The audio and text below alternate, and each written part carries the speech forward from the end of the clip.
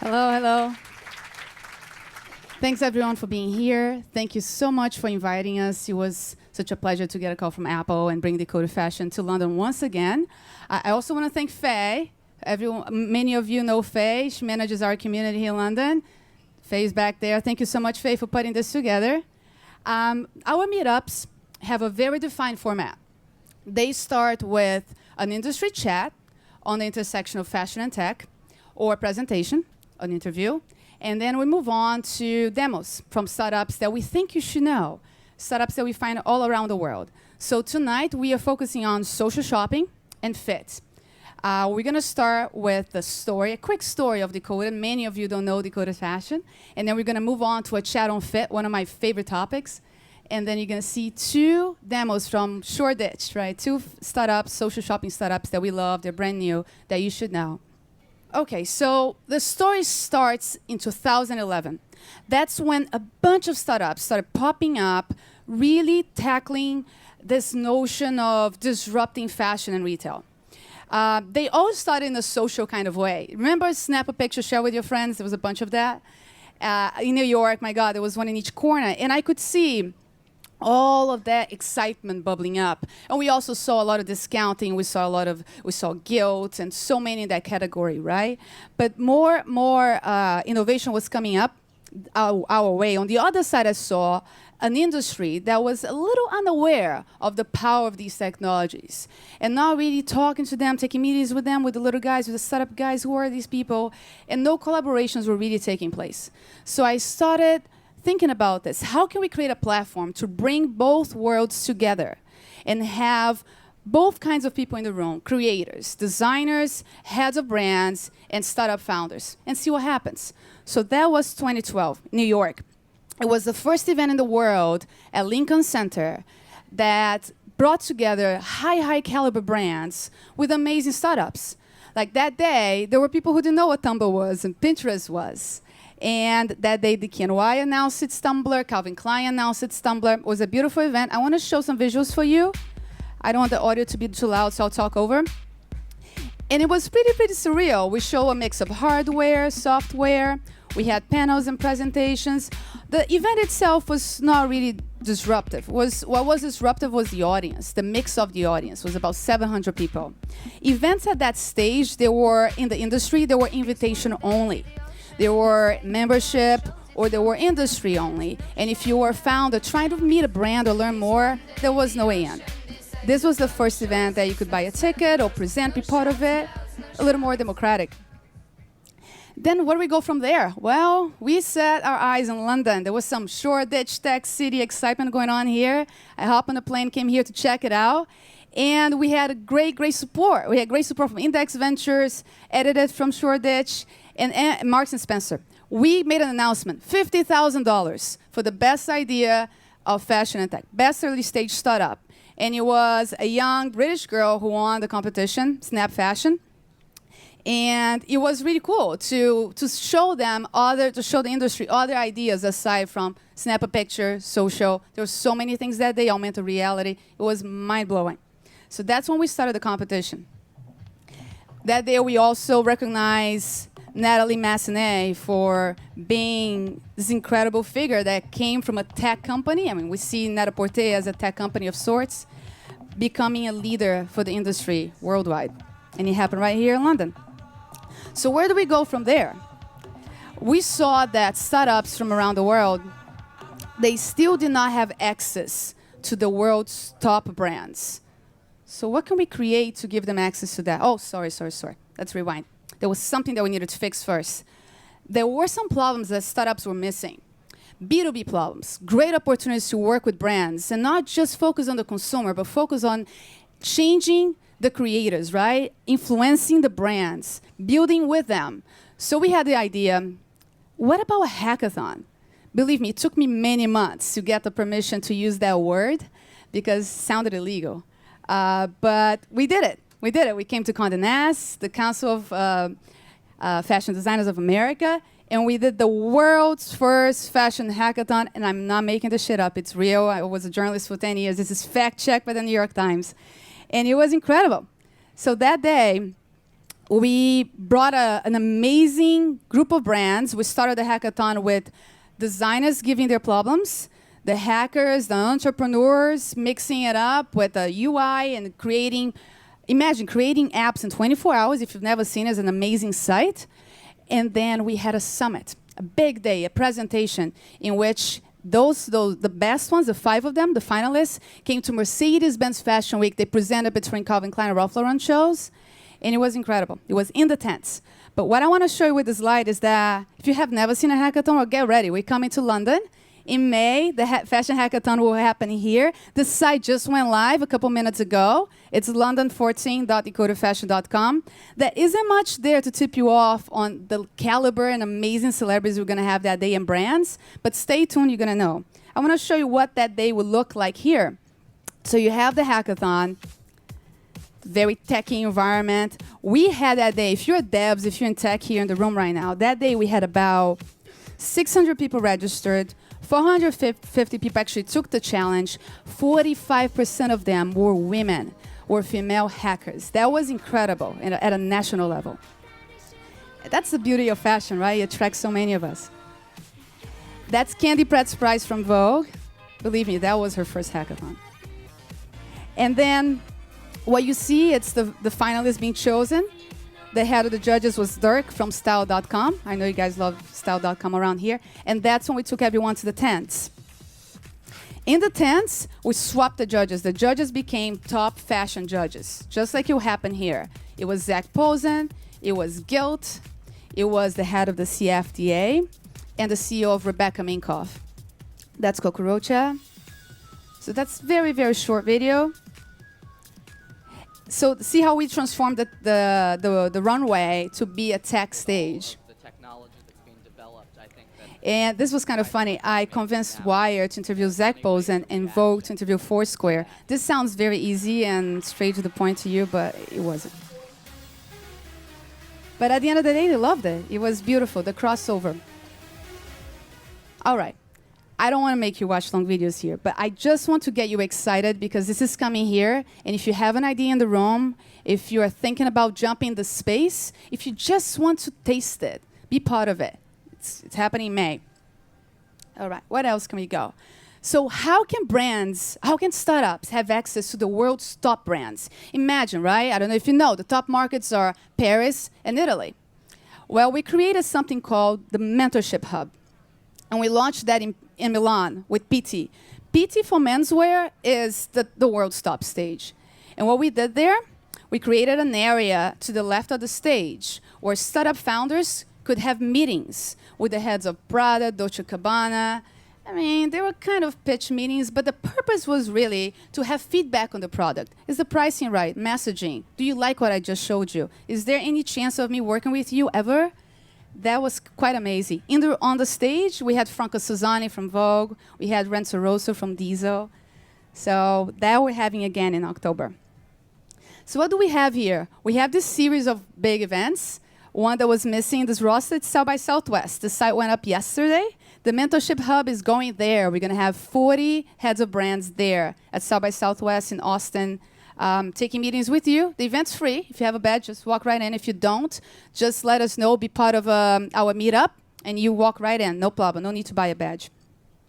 So what do we? That's the calendar for the year. Those are the largest events we have going on. But what do we do in between those big events to stay in touch, to stay connected?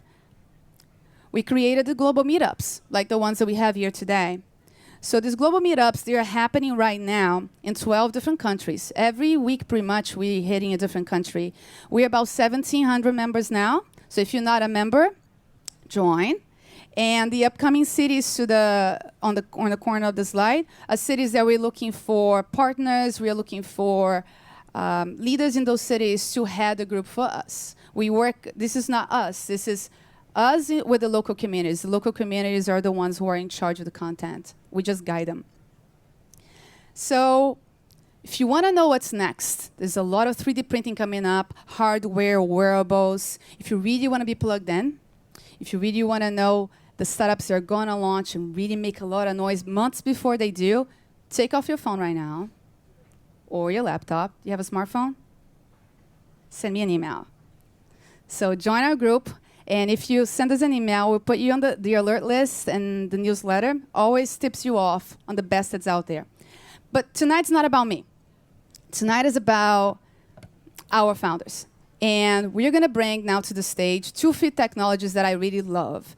I don't know if you know about fit and tech, but it's one of those holy grails out there right now for retailers. We know that fit is something consumers want. There's so many different pieces of research and surveys saying when you ask consumers, what is the number one thing that you have in your mind, especially women, when you're making a purchase, what's your priority? Fit usually is the answer. So startups are tackling fit in a different way. There's so many ways. It sounds like straightforward, but it's not. And we're going to have a discussion about that.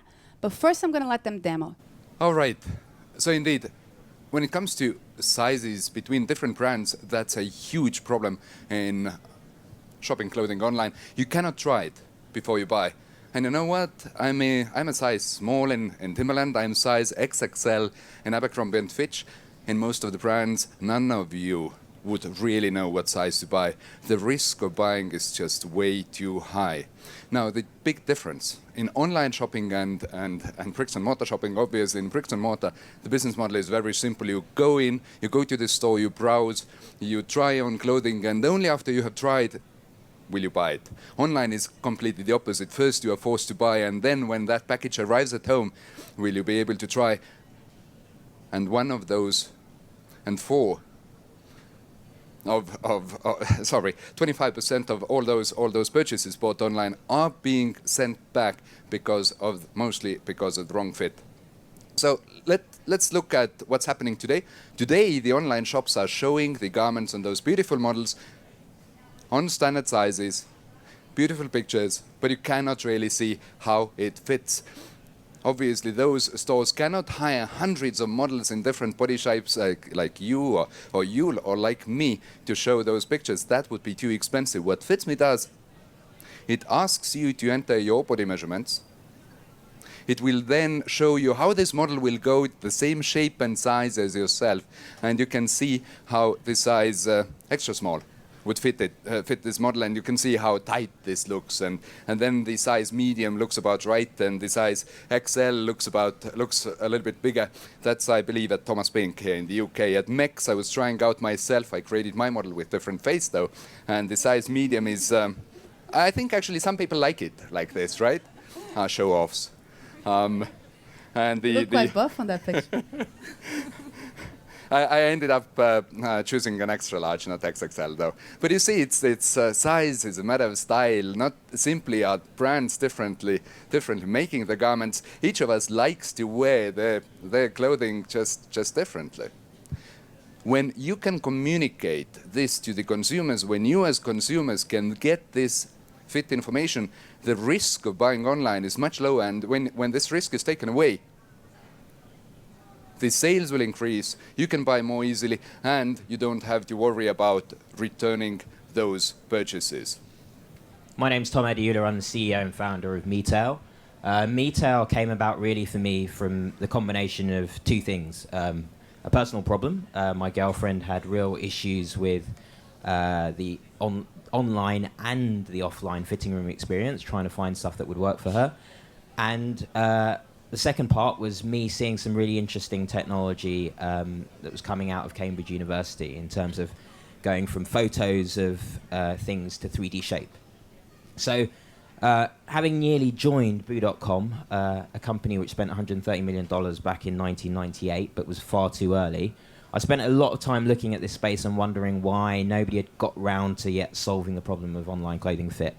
And for me, there are 3 key issues which I wanted to essentially understand and potentially solve before I dived into creating this company, and that's what I did. So I wanted to understand whether it was possible to create 3D representations of people from very basic information, 1. 2, whether it was possible to digitize clothing exceptionally fast and exceptionally cheaply so that you could work with fast fashion retailers at high volume. And 3, could you put size and shape of people together with size and shapes of clothing and put that together visually. So essentially, sort of, I felt, and after research and creating prototypes and starting the business, I felt that we could build effectively what I hope to do, which is the ultimate fitting room experience.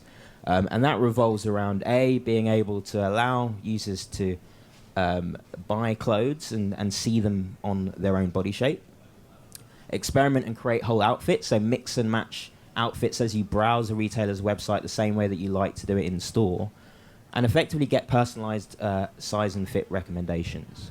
So by providing all those things together, essentially drop down the barriers to shopping. So how do we help retailers, and where do we focus? We focus actually on a more holistic approach to trying to solve all of the key problems that they have, from integrating technology really easily and allowing a really easy process for the user and for the retailer to help reduce returns, improve customer engagement with the brand and the retailers, act as a marketing tool to allow them to sort of target users in a different way, increase conversion, and also increase basket size.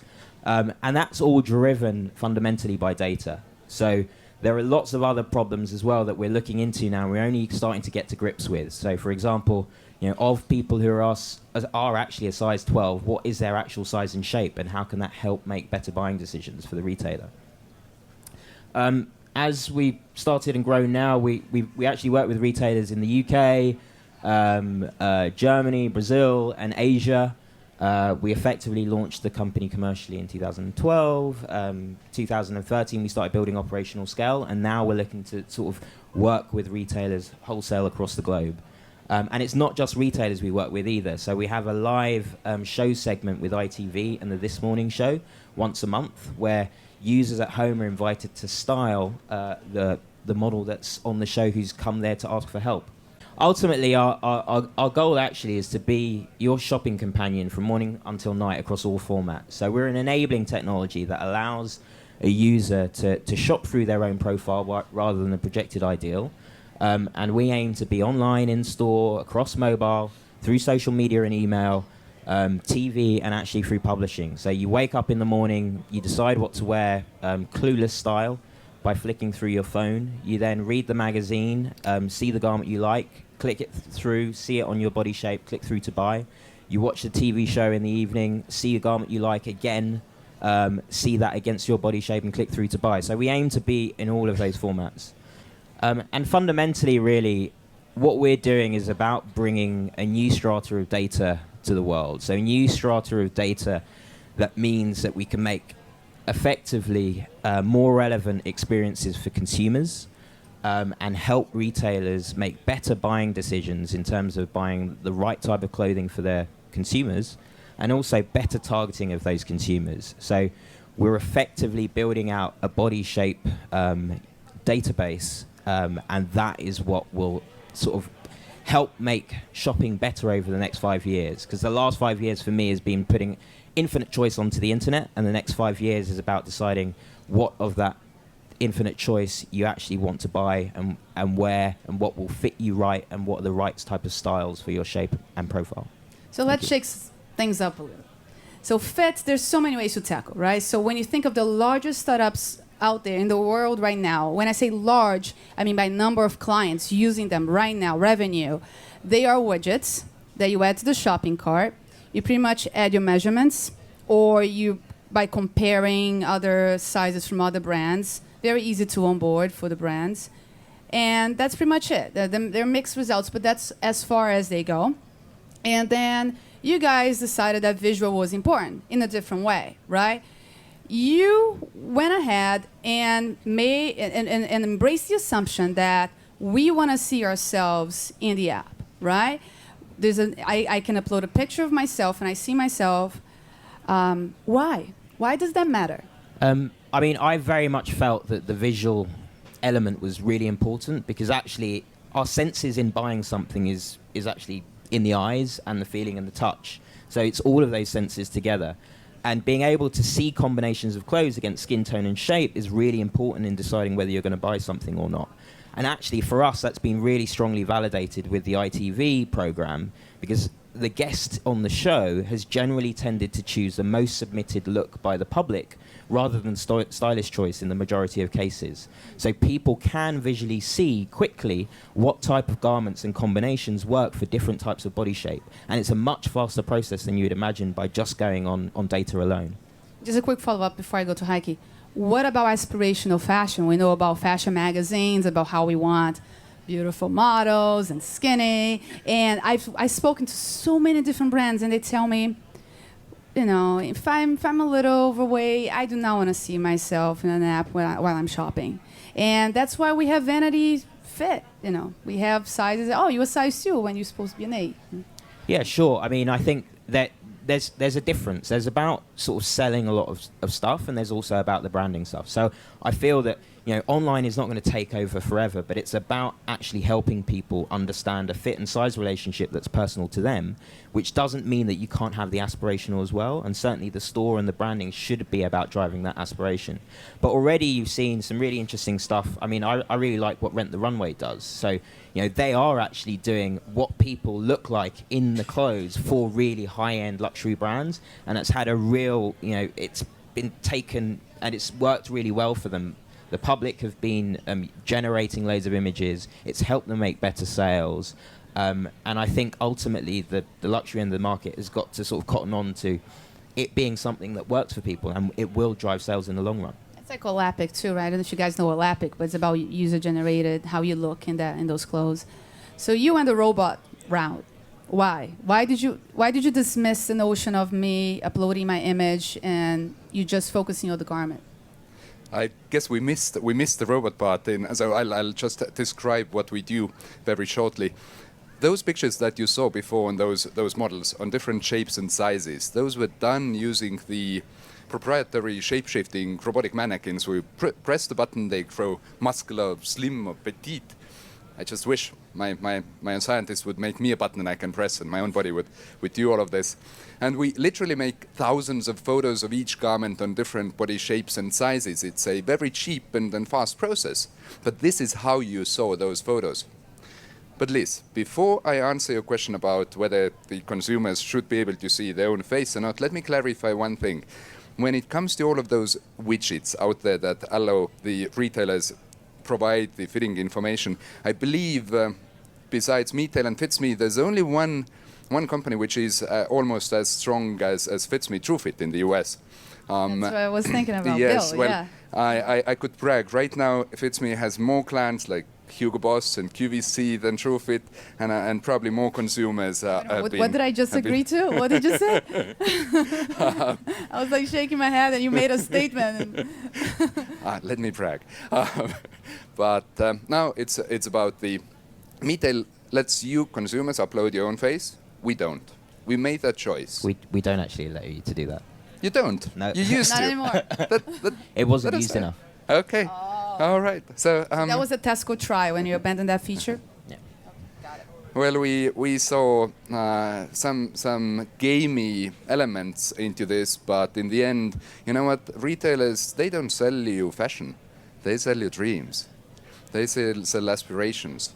And you don't want to, you want to put some element of almost emotional disconnect between the sizing information and that particular dress that you really want to desire to buy. 2 things I want to tackle before I turn to the audience. Think of some questions I want you to participate. 2 things. ROI of this whole thing and the data, okay? So ROI first. The ROI is very interesting. I see some people taking notes, and let's share some numbers, right? So when you play in this space, I have a feeling that if you're a retailer out there, if you're a brand and you're not doing anything, and if you do anything at all, it sounds to me that returns drop by what, like 30%? So, I mean, from my perspective, the ROI it's quite clear. So, you know, we're not in the market to make something which is a gimmick. It's all about being a transactional utility that makes better sales. So, for us, it's about driving those core metrics to deliver net sales impact for the retailer. And if we don't deliver net sales impact, they get their money back. It's quite simple as that. So that's how we've always been positioned, and that's why we wanted, and when I built the business model, it was all about driving down the cost of being able to digitize garments so that we could have a performance-based model with the retailers, so that our incentives were aligned with them. If we make better sales for them, they make more money. So low cost of digitized garments, so production, increased conversion. Increased conversion, increase basket size, reduce returns. And the only way to measure that properly is to do pure A/B testing, where you can see bottom line impact. Because it's not just about having an impact, it's about having a material impact. And that means that people have to be using the technology. So, Tom, you need to have would you enough care to people share adopt some it. of your numbers? Yeah, sure. So, I mean, for one of our retailers, we had an A/B level 9.5% reduction in return rate. With another one of our retailers, double-digit increases in conversion and basket size, and similarly reduction in returns, except not yet significant number of returns data points because of the fact they have such a low volume return. So in emerging markets, you're seeing return rates of less than 5%. Germany is about 60-70%. UK is 30 to 50, depending on where they are in the luxury Drop chain. yours. Henry Lloyd published their case study. The returns among FitsMe users were down 70%. That's 70. Across the Jesus, board, okay. that's cherry picking. thing- I do admit it's the best result I've seen so far. In comparison, Hosen Curtis's case study, all available on our website. 35% reduction in returns overall. Pretty Green, 77% reduction in fit-related returns. On conversions across the board, FitsMe users have about 2 times higher conversion rates compared to non-users. But the difficult thing, the thing you've got to do is It's put it apples in, and oranges when you compare brands, yeah. No, I was going to say double-digit and triple-digit return and impact rates don't really mean anything because of the fact that ASOS have said a 1% reduction in returns is worth 10 million to them. A 1% increase in conversion is worth 44 million to them. So giving statistics doesn't really mean anything unless you're talking about how many people are using the technology, and then are you having a material impact, not just creaming off the top, because the most engaged users are actually going to use their technology. So it will seem like people who are using their technology have a much higher rate than other people, when actually you need to look at the bottom line. Are you having a bottom line impact across both groups of people? So are you moving actually a 1% increase? That's what you're looking for. The ROI of the tech, production, conversion, and returns. So last question. So we open to a few minutes of questions, and then we have the 2 last demos, right? Data. I see that thrown around over and over. I used to be part of one of the largest data pools of public tech company, and I remember us having meetings like, what do we do with the data, right? Okay, you have the data. You have all kinds of data of people. How can you impact the industry with this data? Do you have a data plan? Let me give you some examples. As FitsMe, when you as consumers go at Hugo Boss's site, to Thomas Pink's site, and use FitsMe, you will enter your own body measurements. Because of this, we are probably now one of the largest body measurements databases in the world. Daily Mail had the article Fat Map of Britain that was based on FitsMe's data. Now, this data is a gold mine for the fashion industry. Let me have just one example. For one of the British retailers, we looked at their consumer data, and we said, well, hey, if you make your sleeves just slightly longer for your German market, your sales in Germany would increase 20%. That's more than their whole online sales was. When we looked at the UK, their home market customers, we found out that so many really slim people were walking into the stores and walking out without the purchase. Literally, this type of technology allows the retailers see inside the fitting room, see the reasons why customers make the purchase decisions, and more importantly, when they decide not to buy. We literally get to see those customers inside the fitting rooms without getting arrested for that. Yeah, I mean, the key is the data, really. So, and I think that we haven't even scratched the surface of the potential. So, we already see things like, we know that a UK-based customer is tolerant to about 4.5 centimeters in terms of fit before they'll send something back, versus a Brazilian customer at 7.5 centimeters or thereabouts. We know, for example, that, and help to make a buying decision for a customer where they weren't messaging hard enough on their largest size customers who were too big trying to buy that. So they have 2 choices which they can make now, which is either be more harsh on their messaging to stop that garment being bought by certain people of a certain size, or actually build a bigger size. And also with retailers, we're doing some really interesting stuff around shape analysis. So in terms of the fit block of people buying a certain size, knowing what percentage are the right sort of fit relationship and where they're therefore getting return rates across people who are more inverted triangle versus rectangular versus pear-shaped and apple-shaped, etc. So being able to help the retailers start to understand actually maybe they need to have more dynamic fit blocks across their ranges to change and match up against their actual demographic. I'm sure it can revolutionize the denim industry in Latin America. We have major problems in that Liz, category. did you know here in the UK, the bigger people tend to wear tighter garments Oh, in as the a UK? general rule. Oh, really? So we'll follow up. Go to Heike's blog on interesting facts about UK fit map. So on questions, if you have a question, the mic's coming your way. Mic is important here instead of just shouting out because this is a podcast. It's going to be distributed through iTunes. So anyone with a question? Yes, mic over here. Hi Liz, it's Lizzie Zeta. Hi guys. Hi. I just wanted to know what sort of brands are you working with at the moment? Are they low end, middle end, high end, or are you working across the board? So from my perspective, we've always wanted to focus with mass market retailers to be able to deal with mass volume. So I've always wanted to target initial early adopters being the Facebook generation and then feeling that actually late adopters would end up being the luxury brands. So partly because of that whole aspirational play. So it was always going to be luxury that came later. So for me, it's about mass market retailers. It's actually about online pure plays, and it's actually about mail order customers. So people who are used to shopping in a certain way first and getting volume. It's I'm lucky that we've got the luxury brands like Urbaneggiato Zegna that have helped us to drive the product to look and feel like it's there for luxury market. But truth is, from business perspective, obviously you want to target those mass markets. Saying this, smallest retailers, they pay few £100 a month. Whereas our largest clients end up paying tens of thousands of pounds a month. So that also gives a perspective on whether it's suitable for small retailers. The answer is yes. For big ones, the answer is obviously yes. And last question, the models that you use, do they animate, do they walk, and do they do 360? Can you see them 360 degrees? So we do 360 degrees. So you can spin around 360 degrees. You can layer different outfits. We don't do animation. So for me, animation ends up being a little bit creepy. Plus, actually, in terms of delivering a fast solution to the end user customer, if you start to add a lot of animation stuff, you're talking about a lot of computing power and a lot of traffic down the internet. So it's about providing the sort of maximum bang for your buck, really, and that is without animation at this stage. Just sometimes it's good to see how the fabric moves and how it will behave and the properties of it, and you can only see that when it moves.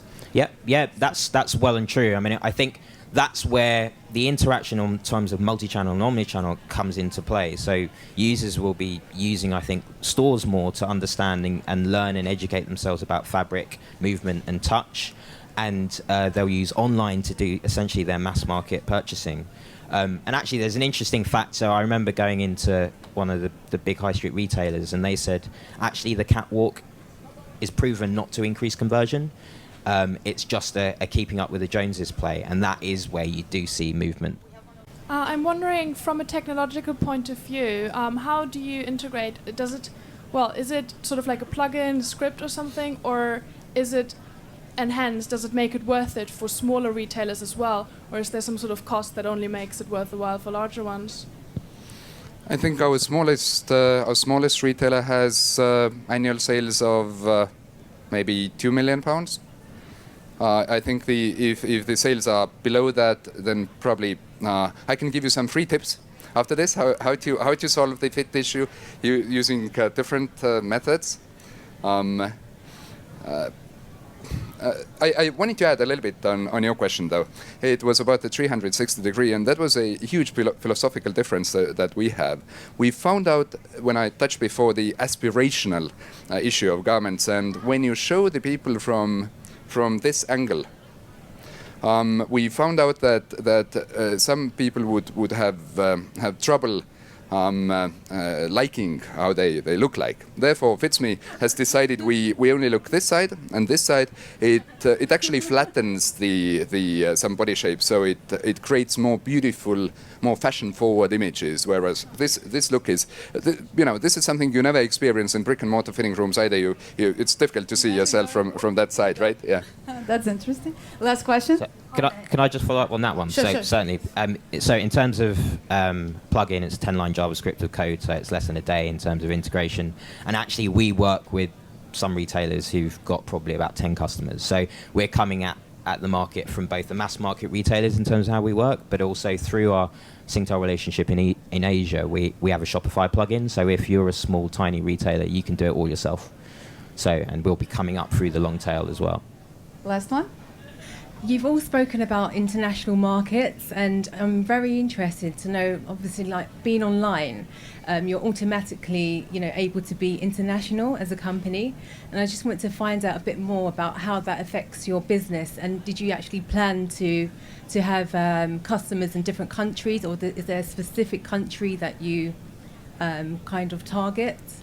I mean, I certainly wanted to be global day one, so I wasn't interested in a business that couldn't be like that, and I think actually a lot of businesses in the UK suffer from thinking the domestic market is big enough and to only work in that market first. I wanted, if you start looking at the global market, you go where the most exciting customers are and the customers that are growing the fastest, and that's where we've been drawn. So we've been drawn to Brazil, drawn to Asia, because they're emerging markets growing very quickly. So if you like, somebody... Liz asked me earlier about the US, and my response is that we're coming over. Yeah, well, the thing is, we're being paid to go to Asia and we're being paid to go to Brazil. I always feel that I'd have to pay to go to the US. So the US will come, but it's one of those things where for the US, go big or go home. So yeah, I agree with Tom. When you think of local markets versus global markets, thinking small takes about just as much energy as thinking large or thinking big. Therefore, you have to think big to start with. But speaking of international, when I think of FitsMe, where FitsMe goes, obviously we want to go international. But when I'm looking at our retailers, then I'm seeing suddenly how much they have expanded internationally after using FitsMe as literally when buying across the borders, returning is more difficult. The sizing is even more wild. So literally we've seen some of our retailers jump the international sales 102%. That's pretty amazing. Nothing else fits. We need to go. So this is it for Fit. So time for some demos now. Thank you so much, Heike. Thank you, Tom. So, hello. My name is Runar Rijstrup. I'm the CEO of Depop. Some of you might know Depop already. It's taken off quite well in here in the UK. For those who don't, we call Depop the new fun way to buy and sell desirable items just from your pocket. Now, why desirable? Because people will see what you're selling. This is not Gumtree where you can put something for sale and nobody knows it's you. Here, everyone's going to see it's your shop. It's like having your own pop-up shop. So obviously, you only want to sell stuff that you want to relate to you. The way that you can use Depop. Anyone can use Depop. It's free. You can use it to buy from anyone that's selling there. You buy straight inside the app. It's a mobile-only play. Right now, it's iOS only. So good, we're in the Apple Store. You find items by following. You find items by following your friends, people you like. We all know we have style icons, both the big ones and the small ones. On Depop, you can just follow whoever you want to look like or whoever you want to be like. And whenever they put something for sale, you'll be the first to know. It's in your feed. It's like Instagram, just with a buy button. You can sell. We tend to try to get the selling experience below 15 seconds. So if you can't sell an item within 15 seconds, it's not fun. You can't do that on eBay. And then it's a social place. So shopping was always social. You might go in there to buy stuff. You might also just throw some likes and some comments or chat. So the idea evolved from a creative mind that then met a more tech mind. So Simon Beckerman, who founded Depop, and myself we're kind of where the fashion and tech intersects. So Simon comes from a background of launching a lifestyle hipster magazine in Milan, was doing pretty well. On the back of that, he launched the sunglasses company called Super Retro Future. Again, some of you might know it. Lots of celebrities picked it up for some reason, so it started going pretty well. And on the back of that, he thought, well, we should be doing something different. And right at that moment, he said, well, actually, shopping and buying stuff from each other is still pretty old school. It hasn't really caught up with mobile. It hasn't really caught up with what mobile did with the coming of Pinterest and other kind of nice mobile apps, Instagram for one. At the same time, I was involved in a startup back in Scandinavia, launching one of the first mobile social networks. It got bought by a company called Vodafone, so I ended up running products at Vodafone for a while, and then coming back and joining this company as a CEO. Now we're 11 people out of Shoreditch, as Liz said. That's where most of the fashion startups are going. And we're still executing on the same vision. So we think shopping should be mobile because everything should be mobile. The time when you use your PC for anything else than work is rapidly coming to an end. It should be fun. Good. Oh, I already told you how it works. It should be fun. Well, where did the fun in shopping go with the arrival of eBay and Amazon? It's useful, it's efficient, but it's not fun, and it needs to be social. Shopping's always been social. So how do you get off into a market like this? So we're occupying a pretty new space. You all know the bottom half here is the good old online retailers. And the top left corner is what was called social shopping 2 years ago. Super interesting category where you buy from retailers, where you discover through your friends.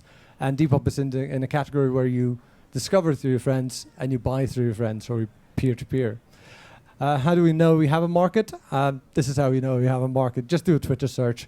I love this one. My name is Hannah and I have a Depop addiction. Then you know you're onto something, and then we're growing pretty fast. Main drivers of growth are getting influential sellers, getting people with lots of social media clout, and just harnessing the built-in social elements of the app. So here's some examples. Katie Erie is a pretty good, not super famous designer. She did the men's fashion line for Kanye West, so she's okay. She's taken her her garments onto the catwalk, and then from there they go straight onto Depop. She sells around 30 items per day when she really wants to, so she's doing quite well. This is Chiara Ferrani. She has a blog called The Blonde Salad. She's turned into a bit of an Instagram phenomenon with 1.8 million Instagram followers. Her dog has 30,000 followers. That's much more than I have. And she started to use Depop as well. And those kind of things obviously make it grow. It helps if you have a bit of buzz. So we have Renzo Rosso from Diesel as an investor. We have Luca Marsotto from the Boss Group. And we had some pretty interesting people joining our launch party, as you can see. Having Keira Knightley to your launch party helps as well. So how does that turn into numbers? We're still early on in the journey. So we have 170,000 users. That's not a lot. What is a lot is that half of them are still active every day, and they spend 8 minutes per day in there. They've listed 1.7 million items for sale. They're worth 50 million euros now in total. 250,000 has been sold, making our users 10 million in total so far. And then they're using Depop as a social media as well. Lots of likes, lots of messages, lots of follows. We're growing around doubling every 3 months. Hopefully that's going to go even faster now. The users are doubling. The items are quadrupling every 3 months. So in that sense, Depop gets better and better. How old is Depop? Well, Depop's started very early, very small in Milan. It came to London 9 months ago. It started 18 months ago. So we're still quite young, but also been around for a while. So what I was going to say is that apart from growing and the app becoming a little bit better as we grow and more users coming on board, next steps for us is to go global.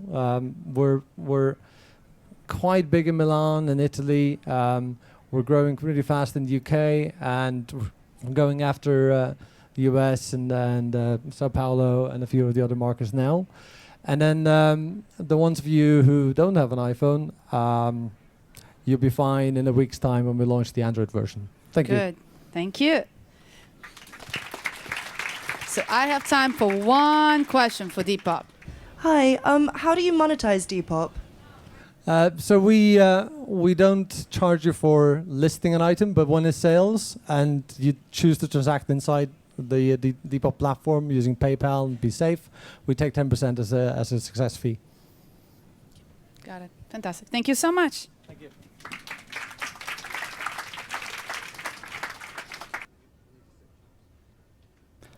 The instruction manual for the Sinclair QL, a consumer-facing technology product. The instruction manual for the iPhone 5, a consumer-facing technology product. The annual revenues of Sinclair Research, the company behind the Sinclair QL, between 1984 and 1993, where the company effectively disappeared. The annual revenues of Apple Incorporated between 1984 and 2013, where in 2012 they had a stint as the world's most valuable company. And you made it happen. All this was your choice. Your choice to choose a company that was trying to make products that could come with instruction manuals that look like this and not this. And we've all been told some reasons as to why we made this choice. The products are designed in California, don't you know? But the underlying reason was this: the structure of your brain.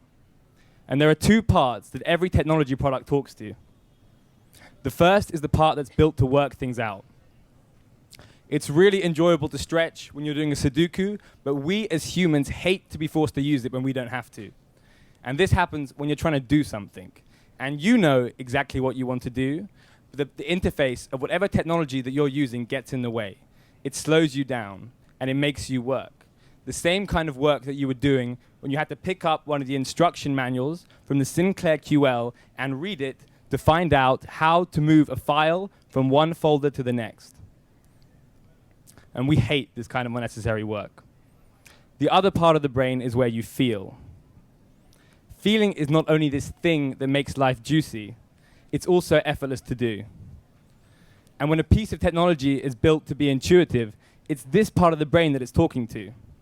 And it feels good because you're doing more, but you're working less. And that's exactly what Apple spends all its time thinking about. And it's why you'll probably go out and buy more Apple products. And it's why you probably hate Windows 8 if you've tried it. We're Shuffle Hub. We're transforming the experience of browsing shops online. And everything I've just been through is exactly what we believe. Let's take a look at the conventional experience of browsing shops today. Work. Online shopping makes you work too hard. When you select a category, first there are drop-down menus. Then you have to read the drop-down menu and decide what you want to see, which means you have to know what you want to view. But humans don't always know what they want. When you click on a category, there are more filters and more choices. Then you finally get to see some products and actually feel something. And you think the work would be done, but it's not. To get to the next page of products, you have to click a fantastically small next or page 2. And it's not just one site, it's every site. They're all built the same way, they're all built around a database, and they're not built around how humans really are, meaning it's a browsing experience that's ripe for disruption. Let's take a look at Shuffle Hub. Shuffle Hub lets you shuffle instead of work. When you turn up, you do have to make one choice, and that's men or women. And then you start to see. There are no menus and no choices, just the shuffle button. Every time you press it, a shuffle takes place. And each shuffle is a random display of products from established retailers. This brings online shopping a lot closer to real-world shopping, where products are laid out in front of you and you don't have to choose what to see. And often it's that thing that was totally outside your train of thought that catches your eye and you end up buying. So Shuffle Hub is great when you don't know what you want. It's great because it lets you get deeper into sites and it removes the compartmental barriers stemming from pages, menus, and choices. But sometimes you do know what you want. And when you do, we have filters. Our filters consist of big buttons with big text, so you can easily select one thing, for example, bags, and shuffle through that. Or you can bring a lot more detail to your filters, and we let you do something that conventional online stores don't. You can combine categories. So if I'm going on holiday and I want to get my beachwear in order, I can filter for sunglasses, swim shorts, and sandals, and view them all together instead of moving from one category to the next. Shuffle Hub lets you browse all your stores in one place, so you no longer have to hop from shop to shop and navigate through menus every time. We've launched with ASOS, Selfridges, Topshop, Topman, and Urban Outfitters. And as well as being able to browse all your shops together, you can just focus on one store. So if ASOS is your favorite shop, you can now use Shuffle Hub to completely transform the way you browse it. We plan to introduce new retailers quickly, but only established brands that our users know and trust. We at Shuffle Hub are super lazy, and we've used this skill to try and build some of the best lazy features on the web. Let's start with the shuffle button. It is big. It sits in the bottom right-hand corner of the screen, so if I'm holding a mobile phone or a tablet and watching the TV, I can comfortably hit it with my right-hand thumb, making it the perfect second screen companion. And if I'm using a laptop, all I have to do to shuffle is hit spacebar, the biggest key on the keyboard. Another feature we built is history. To make sure you don't skip past any products you wanted to buy, we store your recent shuffles above you. Just scroll up to see them. This means you can shuffle fast and freely without worrying about missing a thing. Another super lazy feature we built comes into play when you're viewing a product. You can click anywhere to go back. You can click on the product, you can click above the product, you can click to the left of the product, it doesn't matter where. But it does mean you don't have to move your mouse. And the only thing that we're loading is a bigger image. So there's no need to wait for a bunch of unnecessary HTML to wait to see an item in more detail. And we know these features are better than what's there. And the reason that we know is that we've tested them. But we didn't want to test them on a regular brain. We wanted to test them on a worst case scenario brain. So we've been getting our friends drunk, making them sleep over, and waking them up nice and early to perform hungover user tests to make sure the Shuffle Hub really is the purest and simplest browsing experience on the web. As well as the continued growth in e-commerce, purchases from mobile phones and tablets are up over 100% in the last year alone. Our thumb-sized functionality and focus on fast product discovery means that we're in the perfect position to take advantage of these trends. We're currently monetizing through affiliate sales. This means we get a cut of any spend that we generate. Right now, that's around 5%. Our long-term vision is to make the entire online shopping journey beautiful. And the Shuffle Hub we've shown you today, focused on browsing, is just the first part of that. We see so many major technical challenges facing online shopping that we feel really don't have wonderful solutions. Personalized product recommendations, saving the products you like, social commerce, and the checkout experience. We will rework these features in the same way we've done for browsing, building them first on Shuffle Hub and then pushing them out as tools that any online store can plug into, creating the Facebook Connect for online shopping, the platform that holds e-commerce together. We launched Shuffle Hub 3 months ago. We're over 100,000 shuffles in. We have a lead investor for our seed round, and we're soon to launch the next iteration of the product. We're really excited to be transforming the conventional, menu-filled, fragmented online shopping experience with one-button browsing, all your shops in one place, shopping when you don't know what you want, and filters when you do. So go on, press it. Whoa. So sit down, sit down. So let's wrap up. Did I get a dead mic? So let me get. Sure. So let's wrap up with a couple questions for them, and then me telling you where's the party at. How's that, huh? Okay. So how did you guys secure your seed funding investment then? It was kind of madness beforehand. We had lots of different ideas of what we wanted to build, but we actually had a meeting with a woman called Sophia from Index Ventures, who kind of, we showed her all our crazy ideas, and she was like, you guys are kind of talking about crazy ideas, like focus more. And we kind of just spent the Christmas thinking about it and much more honed long-term product vision, and just went around, and then we got our lead investor, and he set us up with lots of other angels to see, and it seems to be going pretty well. We're not asking for a huge round either, just 75K, which is not big in the world of internet things. Okay, investors in the audience, take note. Who else? Just wanted to ask, how do you link your payment system to your software? And also, I'm left-handed, so what about for me? We take a firm stance against left-handed people. No, we don't. The next iteration actually has a very big button. You will be able to enjoy it more than you can currently enjoy the first one. In terms of payment, right now we don't take payment. Right now you click through to the ASOS website to buy an ASOS product, and in the long run, it's about making relationships with the partners. There's a company called List, which has made deals that are similar, and we know it can be done, and we just got to go and do it. All right, so unified checkout, which is something so important if I'm really, really, really lazy. That's right. Okay, you'll be getting that from Liz. No. That they've done it already. We'll be building it ourselves. Oh, okay, so you'll be ripping off from Chris. That's right. Okay, cool. All right. So, any more questions? Anybody? No? All right. Thank you so much, Shuffle Hub. So, last slide. So, that's where the party's at.